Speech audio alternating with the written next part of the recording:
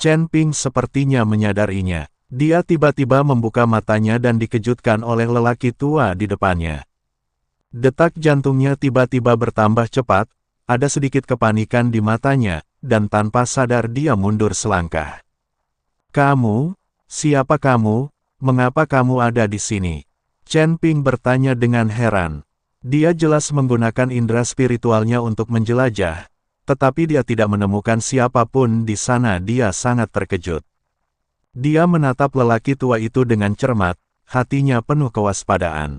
"Kamu masih bertanya kenapa aku muncul di sini? Kalimat ini seharusnya aku bertanya padamu, ini rumahku, kenapa kamu datang ke rumahku?" Orang tua itu bertanya pada Chen Ping dengan ekspresi tidak senang. Lelaki tua itu mengenakan jubah putih, dengan rambut beruban, tetapi wajahnya tampak sangat muda, dan matanya menunjukkan sedikit keagungan dan ketidaksenangan. Chen Ping tertegun dan berkata dengan tidak percaya, "Rumahmu? Kamu bilang ini rumahmu?" Hatinya penuh keraguan. Ia tidak pernah menyangka bahwa ruang pohon kuno ini sebenarnya adalah rumah lelaki tua di hadapannya. Tentu saja, tidak hanya di sini, tapi seluruh kota binatang adalah rumahku. Nada suara lelaki tua itu menunjukkan sedikit rasa bangga dan mendominasi.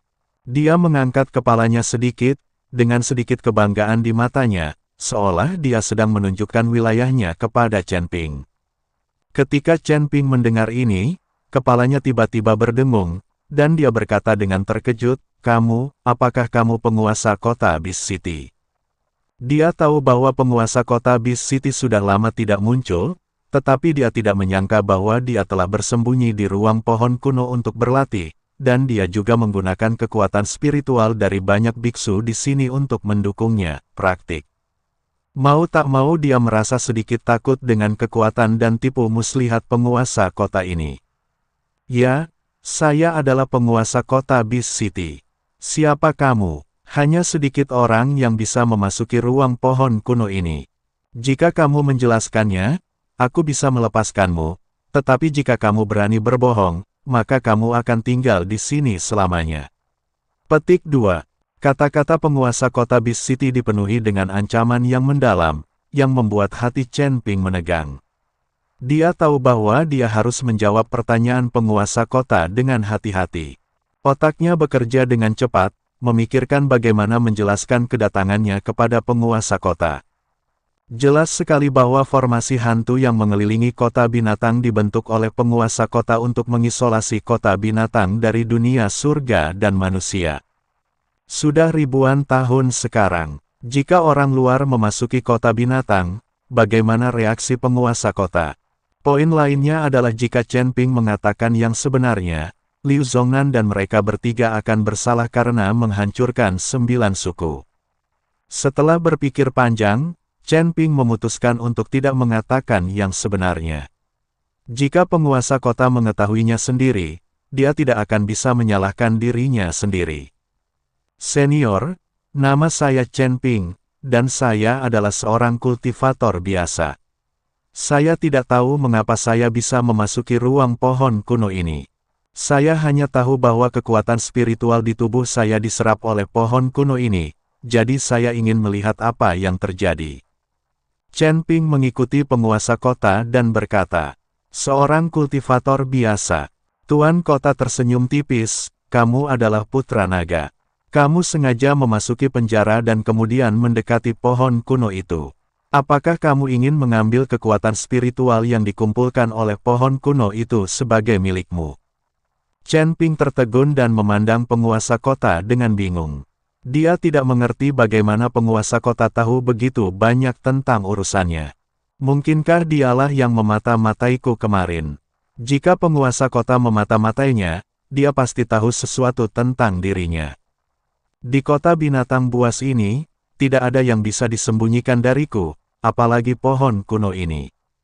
Kamu adalah putra naga, naga sejati. Aku tidak akan membunuhmu, jadi cepatlah pergi. Tuan kota berkata kepada Chen Ping. Tuan kota, pohon kuno ini menyerap kekuatan spiritual orang lain, menyebabkan banyak biksu. Apakah kamu masih ingin memperbaiki keluhan orang lain dan mengubah aturan Beast City? Ini adalah hal-hal yang berada di luar kendalimu. Jika kamu tidak ingin mati, segera keluar. Sedikit jelek. Chen Ping merasakan niat membunuh di tubuh penguasa kota, menutup mulutnya, dan kemudian dengan cepat mundur dari ruang pohon kuno. Menghadapi penguasa kota, Chen Ping tahu bahwa dia tidak memiliki kekuatan untuk melawan. Pihak lain jelas telah mencapai negeri dongeng. Alasan tidak muncul mungkin karena dia sedang berkonsentrasi berlatih agar bisa cepat naik ke surga. Melihat pohon kuno di depannya dan kekuatan spiritual yang kaya di pohon kuno, Chen Ping menghela nafas. Dengan kekuatannya saat ini, tidak mungkin dia bisa memiliki kekuatan spiritual di pohon kuno ini. Karena kamu tidak bisa mengambil pohon kuno itu sebagai milikmu, mari kita lihat apakah urat batu peri itu asli. Chen Ping tidak berdaya dan hanya bisa melakukan hal terbaik berikutnya dan melihat apakah urat mineral yang disebutkan Xiong Kuo itu benar. Alangkah baiknya jika kita bisa mendapatkan lapisan batu roh peri. Ditambah dengan tas penyimpanan yang diperoleh dari Narota dan upeti 100 tahun dari aliansi penyegel iblis, Chen Ping punya cukup waktu untuk berlatih. Seharusnya tidak ada masalah jika sumber daya ini menembus alam Mahayana. Jadi Chen Ping memutuskan untuk berkonsentrasi berlatih sebentar setelah mendapatkan urat batu roh peri. Kalau tidak, kekuatanku saat ini akan sangat sulit. Beberapa kekuatan tersembunyi di dunia surga dan manusia perlahan mulai muncul, dan Chen Ping harus memanfaatkan waktu untuk berlatih. Waktu malam, langit mulai gelap. Chen Ping merasa waktu di dalam sel hampir habis, dan kemudian keluar dari sel dengan mudah. Xiong Kuo memandang Chen Ping, yang menganggap sel itu bukan apa-apa, dan matanya sangat terkejut hingga dia hampir jatuh dari kepalanya. Saat kami sampai di halaman penjara, tidak ada penjaga yang menjaga kami. Karena seluruh penjara terbungkus dalam formasi, mustahil ada tahanan yang bisa melarikan diri. Ini lebih baik, ini hanya membuat Chen Ping bisa kabur dengan mudah. Adapun formasi di sekitar penjara, Chen Ping tidak memperhatikan sama sekali. Meskipun formasi hantu di sekitar kota binatang sangat kuat dan Chen Ping masih tidak dapat menghancurkannya, formasi di sekitar penjara seperti permainan anak-anak. Saya melihat tubuh Chen Ping tenggelam dalam kabut putih, dan kemudian dia dengan lembut menekan ke depan dengan telapak tangannya.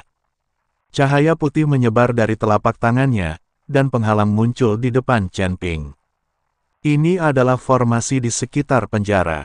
Tubuh Chen Ping perlahan melewati penghalang tanpa hambatan apapun. Bahkan tidak ada fluktuasi apapun dalam formasi tersebut, dan para penjaga tidak disiagakan. Saat ini, Bai Cheng sudah menunggu di luar penjara. Dia takut Chen Ping tidak akan bisa keluar dari penjara. Bagaimanapun, penjara tersebut telah berada di penjara selama ribuan tahun, dan tidak ada yang bisa melarikan diri secara pribadi. Jika dia tidak bisa membawa Chen Ping ke Jenderal Xing, dia pasti akan diinterogasi, dan tamu lain mungkin terus mengejeknya. Tepat ketika Bai Cheng sedang mondar-mandir, sangat cemas, dia tiba-tiba merasakan gelombang energi di sekelilingnya. Segera setelah itu, tubuh Chen Ping muncul dan berjalan perlahan keluar dari kabut putih. Melihat Chen Ping benar-benar menerobos formasi dan keluar dari penjara, wajah Bai Cheng penuh dengan keterkejutan dan keterkejutan. Tuan Chen, apakah Anda benar-benar keluar? Bai Cheng melangkah maju dan menatap Chen Ping. Jika ku bilang aku bisa keluar, aku pasti bisa melakukannya. Bawa aku menemui Jenderal Xing. Chen Ping berkata sambil tersenyum tipis. Oke, ayo pergi. Bai Cheng mengangguk. Bai Cheng membawa Chen Ping ke rumah jenderal.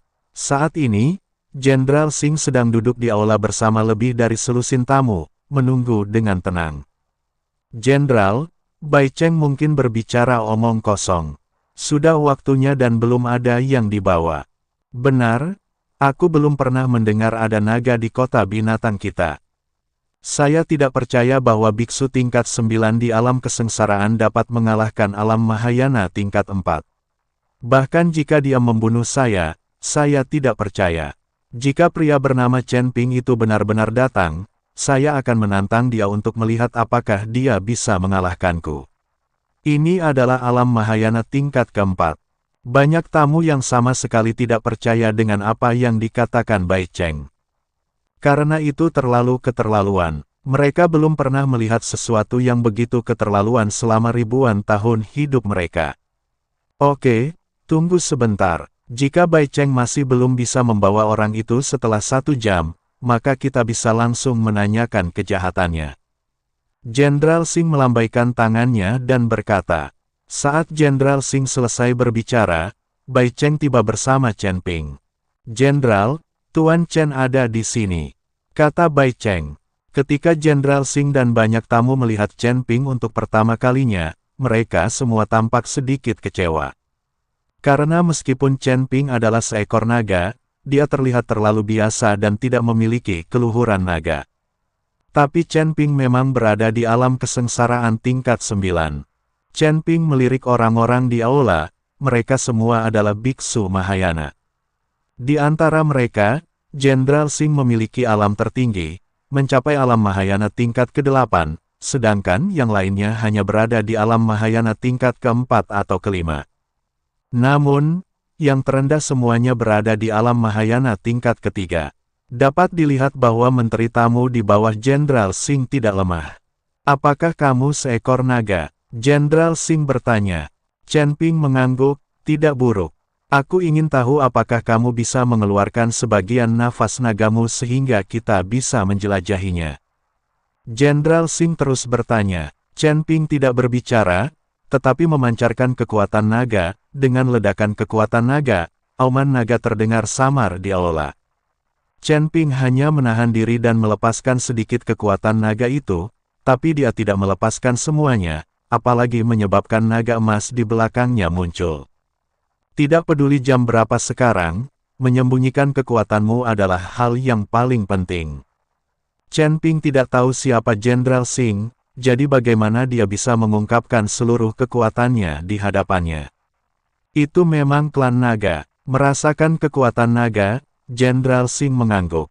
Tamu lain juga bisa merasakan aura naga di tubuh Chen Ping, sehingga bisa dipastikan Chen Ping adalah seekor naga.